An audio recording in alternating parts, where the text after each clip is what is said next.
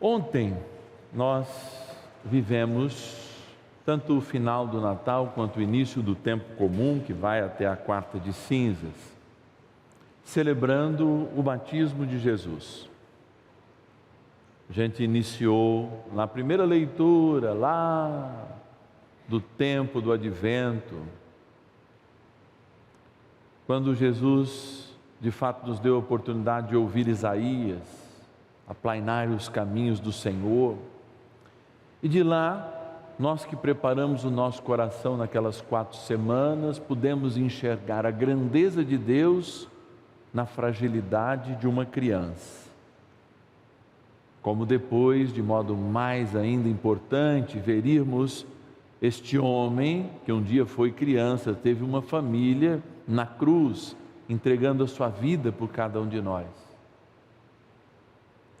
E essa experiência anterior do batismo de Jesus, que está ligado ao batismo de João, que era um batismo de conversão desnecessário para Jesus, mas que foi um instrumento de revelação da Trindade Santa. Então, tudo aquilo que Jesus veio revelar, de fato, no momento do batismo, é dito. O Pai confirma a sua predileção, que Ele é o seu Filho. Ele é Deus, se é do Pai, e recebe também a força do Espírito Santo no formato da pomba. Então a Trindade Santa, ela é a marca de todo batizado, porque é da Trindade que nós saímos, e a primeira leitura vai dizer bem isso, é na Trindade que nós nos conservamos, e a Trindade é o influxo, ou seja, é a força, é a correnteza de graça que, com a ação do Espírito Santo, revelando o Cristo e o Divino Pai Eterno, nos fazem ir para o céu. Mas não necessariamente esta corrente está de acordo com o lado e a direção que nós gostaríamos de nadar. Então, muitas vezes nós vamos ter que nadar contra a corrente para estar no caminho de Deus, para construir a vontade de Deus. Isso parece muito simples quando a gente usa os recursos linguísticos para dizer essas coisas, mas a gente sabe que na vida a prática é um tanto quanto mais difícil. Por quê? A nossa consciência, ela adora apagar a luz de Deus. Tanto que hoje, primeira semana do tempo comum, a oração da coleta, que é aquela oração que a gente faz antes das leituras, vai dizer que a gente, vou até pegar aqui, para citar, exatamente como ela diz. Vai dizer assim: dai-lhe a luz para ver o que deve ser feito e a coragem para realizar o que viu. Então, o que nós estamos falando, Fabrício? Que do mundo, o mundo como um todo, de alguma maneira, quer sempre fazer com que a nossa consciência fique nas trevas. E olha que o diabo é muito astuto, tá? Ele vai falar assim: é a pessoa que me leva para as trevas, é um lugar que me contamina, é eu comendo tal coisa. A gente vive enganado com isso, porque ainda a gente acredita nessa realidade mágica. Não que ela não exista, muito pelo contrário, ela existe.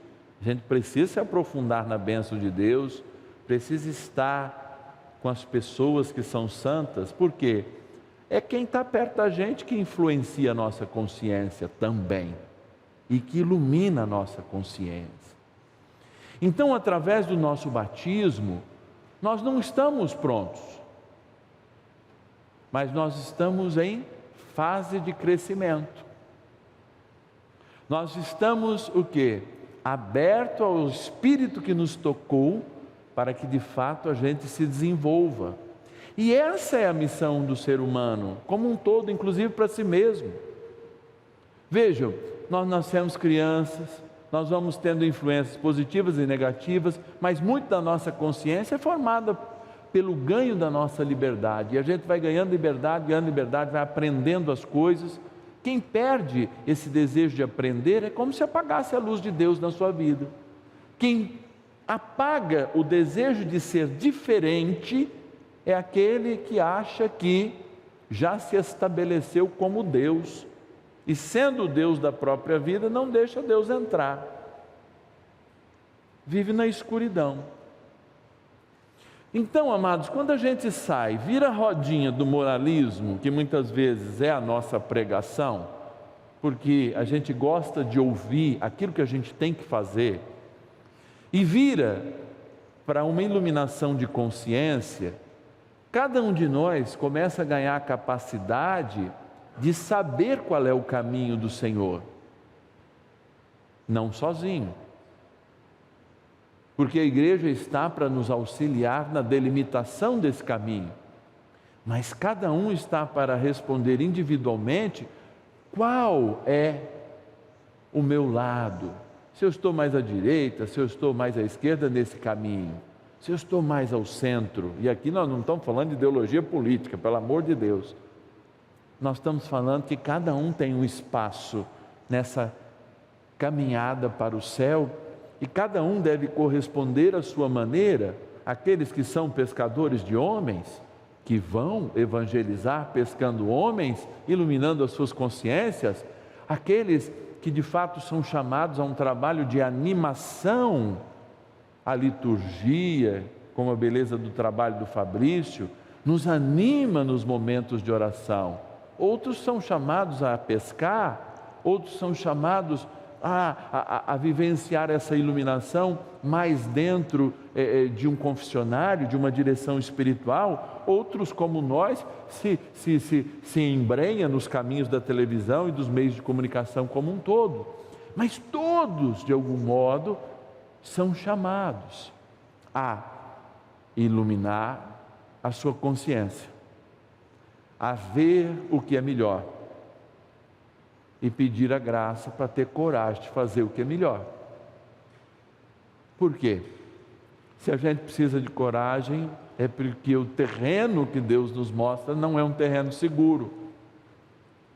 Se pescar peixe para nós era seguro, e Tiago e João, pelo menos, tinham uma grande empresa, tinha empregados, seu pai iam herdar uma empresa de pesca razoável. Talvez Pedro não tivesse tanto sucesso, mas ali trabalhava com o irmão, sustentava pelo menos 2 famílias. Aquilo era certeza para eles, mas Deus os chamou para um passo na fé. Mas é claro que tanto Pedro, quanto André, como Tiago e como João, sabiam onde queriam chegar. Sabiam que estar com aquele que pode não mostrar a certeza do amanhã, porque o amanhã é providência, me dá a certeza do hoje, da minha consciência reta. Então, amados, alguns lá em casa vão me chamar sempre de catequético, mas eu não consigo deixar essa catequese, porque eu sou catequista desde os 11 anos de idade, quando fui crismado, e de fato assumi a catequese como uma missão para a minha vida, é que eu não consigo separar um olhar de luz que vem de Deus de um caminho novo. Então, quando a gente fala de batismo, não adianta só batizar a criança. Muitos de nós vivem o batismo social, que é o batismo que o diabo quer. A graça pressupõe a natureza, isso já é doutrina para nós. Mas, se a graça não for alimentada com a luz de Deus, ela não vai me fazer cristão de verdade. Ela vai me fazer um batizado que não anda no caminho.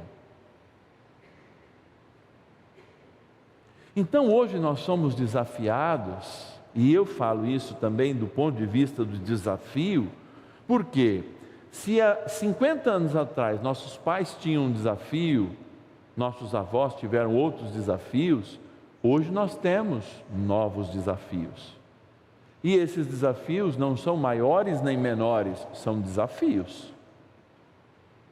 Se a luta, para ter água encanada 50, 60 anos atrás era uma luta necessária, Hoje nós encanamos a água, ela chega em casa e a gente não tem tempo ainda para Deus. Olha como falta iluminar as nossas consciências. Se antigamente a gente não tinha condição de comprar um carro para chegar em casa mais cedo, ou não tinha grana para, sei lá, fazer uma viagem de final de semana com os familiares, hoje o diabo roubou o que de principal a nossa vida tem: o tempo.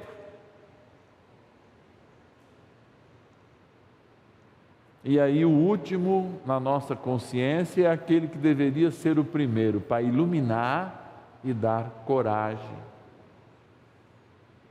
Então hoje a gente tem filhos carentes de pai e pais carentes de filhos, que não sabem ser pais, dão tudo menos o principal, o seu tempo, e vão permitindo que as coisas sejam plantadas na consciência, lá onde deveria ser iluminado, por tantas e tantas ideias, por tantas e tantas músicas, por tantas e tantas concepções, que é claro que um filho que não teve a consciência iluminada por Deus na sua primeira infância, quando chega na faculdade com as mentiras que contam da igreja, vai mudar de ideia. Não vai ter coragem de contrapor.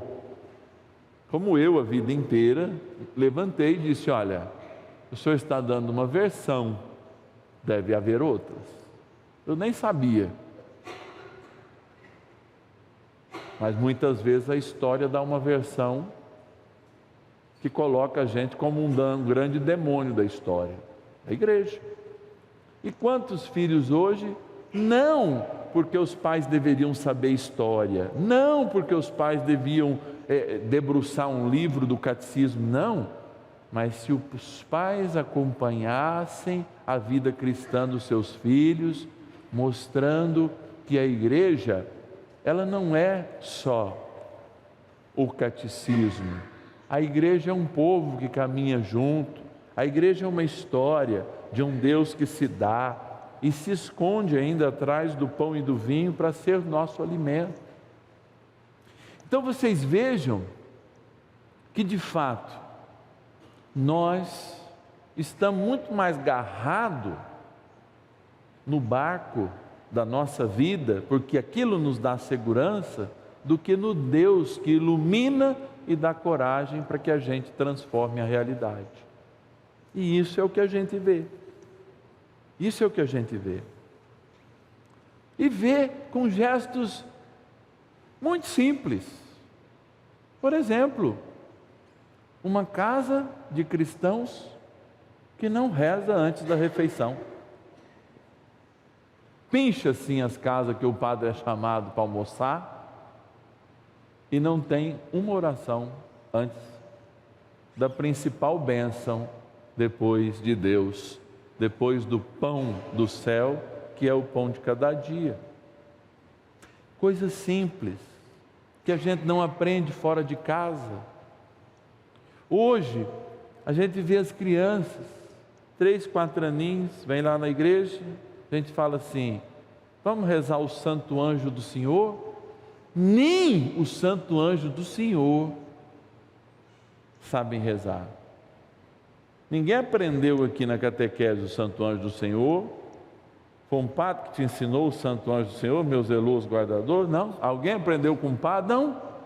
A gente aprendeu muitas vezes de joelho no pé da cama, quando o papai e mamãe diziam: vamos rezar?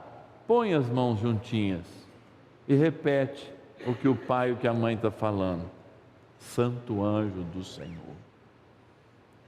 Então hoje a gente vai lá no YouTuber e a gente quer ter a consciência iluminada, aí a gente assiste meia dúzia de YouTuber e a gente está apontando os defeitos de todo mundo, mas não está iluminando a própria inconsciência. E a gente tem que tomar muito cuidado com isso, porque eu nasci não para ser iluminado por fora, eu nasci para ser iluminado por dentro. E isso não me dá direito a apontar o dedo, porque todo dedo que eu aponto, eu condeno.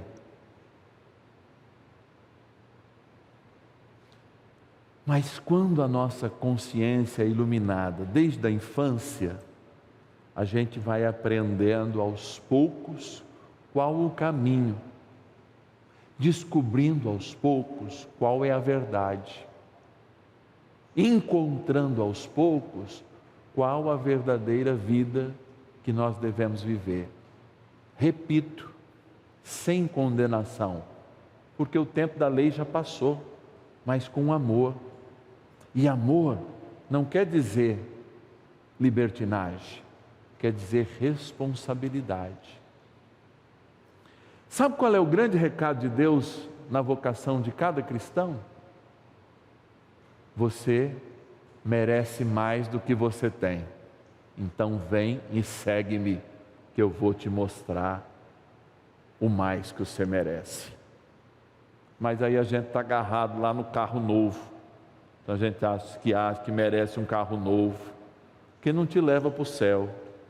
Um salário mais alto, que não te leva para o céu. Uma saúde melhor, que também não te leva para o céu. E Deus está falando, desgarra disso, trem. Igual fala em Minas, sorte esse trem, que eu vou te fazer um pescador bem maior do que você é. Não é mais de peixe, é de homem. Sorte esse trem que eu vou te fazer santo. Sorte esse trem que as coisas não vão ser tudo de mão beijada, mas o caminho vai te levar ao céu. Eu pergunto aqui para os mineiros, meus amigos que estão aqui, que nos assistem, que trem que você está agarrado, que você ainda não segue a Jesus, mesmo sendo batizado? Que trem é esse, que é maior que Deus nas nossas vidas, e que a gente fica agarrado? Que trem é esse, que nos impede de ser mais santos, e ter uma consciência que chega ao mundo apresentando o amor de Deus e não condenando o mundo, que aliás já está condenado, já tem como príncipe deste mundo o diabo, isso a gente já sabe. Não, eu vou resgatar, iluminando as consciências e trazendo para perto de Deus aqueles que estão distantes. Eu não tenho o dedo para condenar, mas eu tenho a mão para estender e dizer assim, ó, levanta, anda. Porque muito mais que curar um aleijado é salvar uma alma. Muito mais que curar um câncer é salvar uma alma. Mas é claro que se Deus também der a cura do aleijado e para o câncer, a gente diz, obrigado, Senhor. Porque para muitos é preciso isso. Amados, que Deus mostre com a sua luz o que de melhor Ele espera de nós. E que o Seu Espírito nos dê coragem para construir esse homem novo, essa mulher nova, tão necessário para enxergar, para participar, para estar no novo céu e na nova terra que Deus comprou na cruz a preço do Seu sangue. Louvado seja nosso Senhor Jesus Cristo. Para sempre seja louvado.